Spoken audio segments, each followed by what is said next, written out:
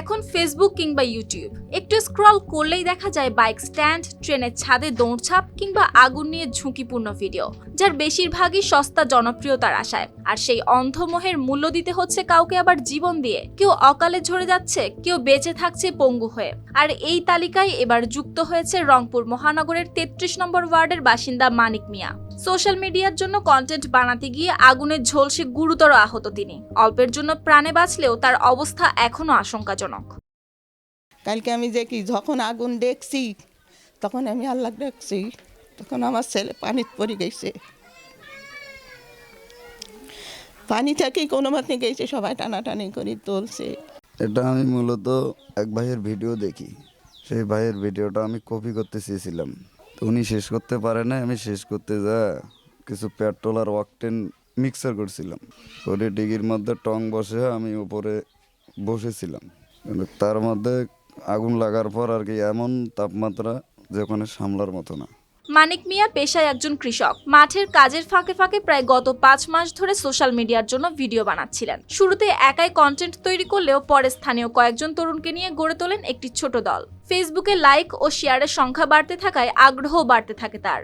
গত ৭ ডিসেম্বরে ফেসবুকে ছড়িয়ে পড়া এক কন্টেন্ট ক্রিয়েটরের আগুন সংক্রান্ত ট্রেন্ড ভিডিও দেখে ৯ ডিসেম্বরে সেটি অনুকরণ করার চেষ্টা করেন মানিক। কিন্তু শুটিংয়ের সময় ঘটে দুর্ঘটনা। মুহূর্তের মধ্যে আগুনে ঝলসে যায় তার শরীর। পেট থেকে বুক পর্যন্ত গুরুতর দগ্ধ অবস্থায় স্থানীয়রা তাকে উদ্ধার করে ভর্তি করেন হাসপাতালে। তো আমি বলছিলাম যে এই আগুন নিয়ে এই ভিডিওটা করাটা মনে হয় আমাদের ঠিক হবে না, বা তোমারও ঠিক হবে না।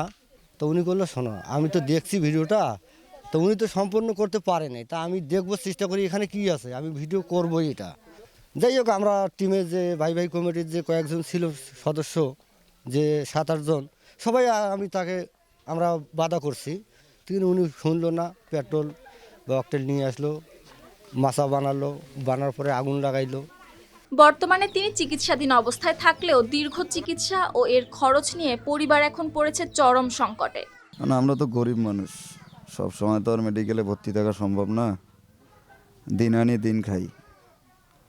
আমরা মূলত কৃষি কাজ করি, আমাদের গ্রুপে যে কটা ছেলেপেলে আছে আমরা কৃষি কাজ করি, আমরা বড়লোক কেউ না।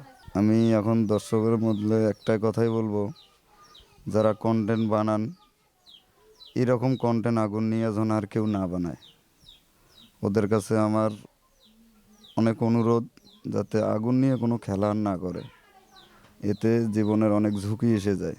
সোশ্যাল মিডিয়ার বিপজ্জনক ট্রেন্ডের ভয়াবহ দিক সম্পর্কে তরুণদের সচেতন করার পাশাপাশি সরকারিভাবে কঠোর নির্দেশনা ও নজরদারি জরুরি বলে মনে করছেন স্থানীয় জনপ্রতিনিধিরা।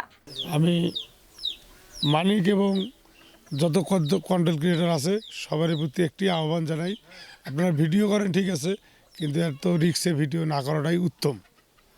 আমি আশা করব এর পরবর্তীতে যাতে এ ধরনের কোনো ভিডিও না আসে। আমি এটা আরও বলবো যে আপনারা যত রিস্ক নিয়েই কাজ করেন না কেন, আরেকটা কথা মাথায় রাখবেন যে সময়ের চেয়ে জীবনের মূল্যটা অনেক বেশি।